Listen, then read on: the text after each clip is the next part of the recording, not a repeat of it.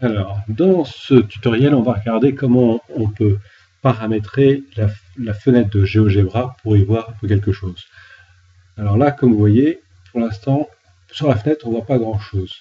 En fait, ce qui est affiché, c'est le graphique, mais pour l'instant, il est vide. Alors, par exemple, nous, on se sert souvent de l'impression à gauche des fonctions que l'on saisit des informations. Là, par exemple, donc là, il faut aller sur affichage et lui d'afficher tout ce qui est algèbre. Donc l'expression algébrique, par exemple, des fonctions. Voilà, donc là, il rajoute une colonne algèbre et il vous rajoute la colonne graphique. Sur le graphique, pour l'instant, il n'y a pas de quadrillage. Alors, pour faire apparaître du quadrillage, il y a plusieurs façons. Soit elle peut apparaître ici dans les commandes, afficher ou cacher la grille. On clique dessus, elle apparaît. On reclique, elle disparaît. De même pour les axes à gauche, on appuie, ils apparaissent. On réappuie, ils disparaissent. Alors là, retour à la vue par défaut, c'est pour tout réinitialiser. D'accord? Voilà. Et puis, ici, on en a plusieurs. Je ne sais pas forcément à quoi ça sert. Ensuite, alors cette grille, on peut y accéder également par d'autres systèmes, par exemple par le menu déroulant. Éditer, propriété. Alors là, on ne peut pas y avoir accès. Mais par exemple, on peut cliquer droit sur la grille, sur la zone de graphique. Et là, il est écrit donc graphique, c'est bien écrit. On peut lui demander d'ajouter la grille ou de la retirer. Là, il l'a retirée. Sinon, on retourne, graphique, grille, il la met, graphique, axe, il met les axes. Voilà, donc tout ça, c'est avec le clic droit. Clic droit. Ensuite, on peut aller sur le graphique, en bas, clic gauche sur le graphique. Voilà. Et là, il met donc des informations concernant la taille de la fenêtre, de combien en les X, de combien minimum, maximum, en Y, combien de minimum, maximum, et puis l'échelle entre les axes X et Y. Par exemple, si on veut avoir une unité sur l'axe des abscisses pour 100 unités verticales. Là, on va le voir. Si par exemple, là, on met 100, je tape 100, tab, et hop, là, on voit, on est passé de 0, 100, 200, 300, 400. Donc là, on va revenir comme initial. On peut changer plein de choses, hein, afficher les axes. Donc là, je retape tab pour sortir de la fenêtre de la cellule. Voilà. Afficher les axes, on peut les mettre en gras. On peut mettre des flèches pointues. Et les flèches pointues vont apparaître au bout. Voilà, flèche pointue par exemple. Et après, on peut travailler sur les axes X, donc on peut le faire apparaître ou disparaître. Là, par exemple, il va disparaître. Là, il va réapparaître. On peut lui demander de mettre les nombres ou de retirer les nombres. On peut lui demander de faire apparaître que la partie de droite après 0, par exemple ici. Voilà. On peut lui dire aussi, là, par exemple, de noter de 1 en 1. Donc par défaut, c'est de 1 en 1. De 1 en 1, par exemple, je rentre 2 en 1. Les graduations, je peux lui faire demander de tracer un petit trait entre les deux. 0,5, hop, il trace le petit trait entre 0,5, etc. Même chose sur l'axe des Y, on peut faire la même chose. Voilà. D'accord. On a la grille. Bon, a priori, c'est surtout afficher la grille. Si on veut, on peut faire des traits plus clairs, par exemple. Voilà, donc ça, c'est pour la préférence graphique. Et parfois, on peut également cliquer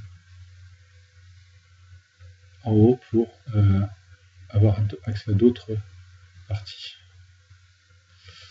Voilà. Alors, bon, maintenant qu'on a notre grille, on va taper une fonction, mais une fonction qui, généralement, nous pose problème parce que, en fait, elle n'apparaît pas à l'écran. Par exemple, si on tape f de x égale 1000x au carré plus 50. F de x égale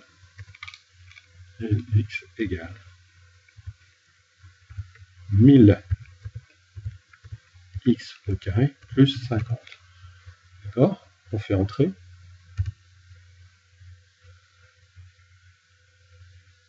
Alors, un petit temps pour qu'il affiche. Voilà, il est affiché ici. Alors, on peut dépasser la fenêtre, par exemple. 1000x au carré plus 50. Et elle n'apparaît pas. Pourquoi? Parce qu'en fait, elle est beaucoup plus haut. Là, on est à 6, elle va démarrer à 50, donc elle est beaucoup plus haute. Bon, même à la rigueur, même si on... Donc là, on peut venir se déplacer, on déplacer la grille. Voilà, on descend, et même si on descend à 50, est-ce qu'on va la voir? Oui, on la voit. Elle est là, mais on ne voit pas grand-chose. D'accord? Donc, plusieurs façons de changer l'échelle. Ah, on voit que l'axe, par exemple, là, il est en 0, 2, 4, 6. A priori, on ne l'a pas changé tout à l'heure. Donc, clic droit sur le graphique. Et là, axe des Y, distance, on va lui remettre 1. Pour l'obliger à graduer de 1 en entrée. Voilà. Et vous voyez, maintenant, c'est gradué de 1 en 1. Alors maintenant, pour la graduation, on ne voit toujours pas notre creux. Alors, pour l'avoir, eh bien, on clique sur le menu, l'icône de droite, non pas l'icône de gauche, hein, mais l'icône de droite. Et là, on va pouvoir avoir accès aux axes directement.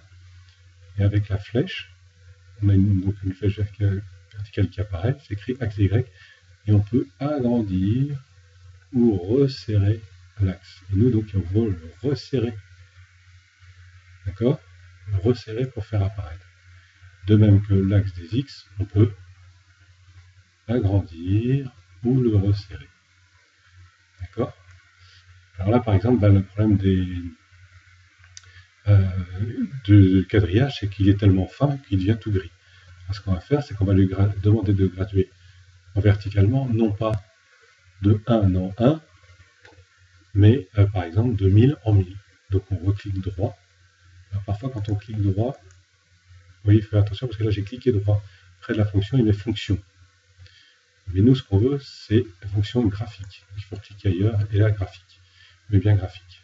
D'accord? Et là, on lui dit graphique. Et on veut graduer, non pas de 1 en 1, mais par exemple de 1000 en 1000. Je tape 1000, entrée.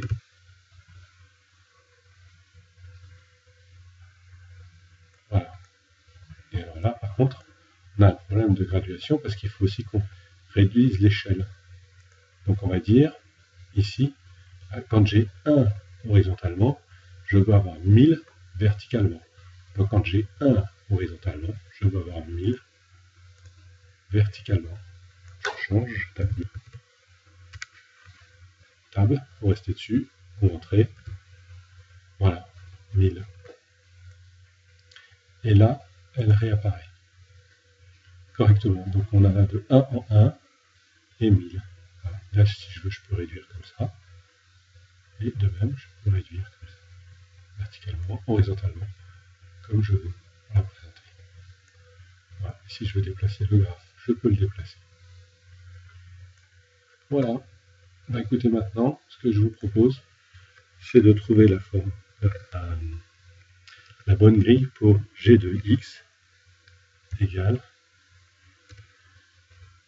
moins 2000 X puissance 3 plus 1000 X et moins 500.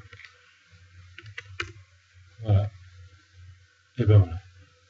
Elle apparaît directement. Correctement. D'accord? Parce qu'on reste dans les mêmes ordres de grandeur. 1000, 2000, moins 2000, ça passe bien. Donc on va en faire une autre. G de X est égal à moins 2x, on va le faire dans l'autre sens, moins 0,02x au carré plus 0,003x moins 0,1.